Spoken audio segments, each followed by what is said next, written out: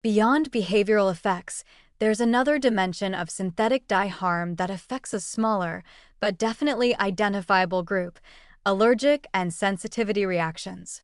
Allergists and clinical immunologists have documented cases where artificial colors trigger physical responses ranging from hives and itching to asthma exacerbations and, in rare cases, anaphylaxis. The most commonly implicated dye is tartrazine, also known as yellow 5. Clinical case reports describe patients who develop urticaria, angioedema, and respiratory symptoms reproducibly upon exposure. Challenge tests, where suspected allergens are administered in controlled medical settings, have confirmed these reactions. The mechanism appears to involve immune system activation, though the precise pathways vary between individuals. What makes diagnosis challenging is that food dye reactions can be delayed, appearing hours after consumption rather than immediately.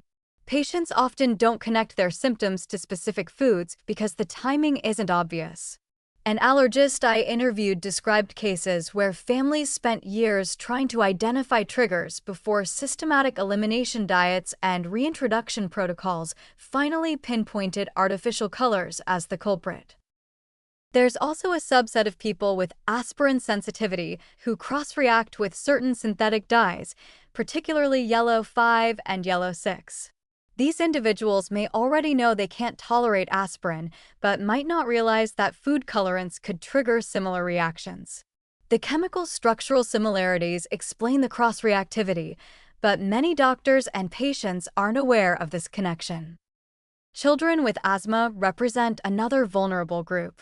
Some studies have found that artificial colors can exacerbate asthma symptoms in sensitive individuals, triggering bronchospasm and increased airway inflammation.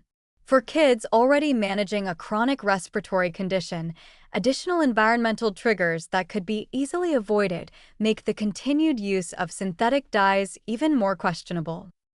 The clinical bottom line is that for most people, artificial food colors don't trigger allergic reactions. But for a meaningful subset of the population, these additives cause real, sometimes severe physical symptoms.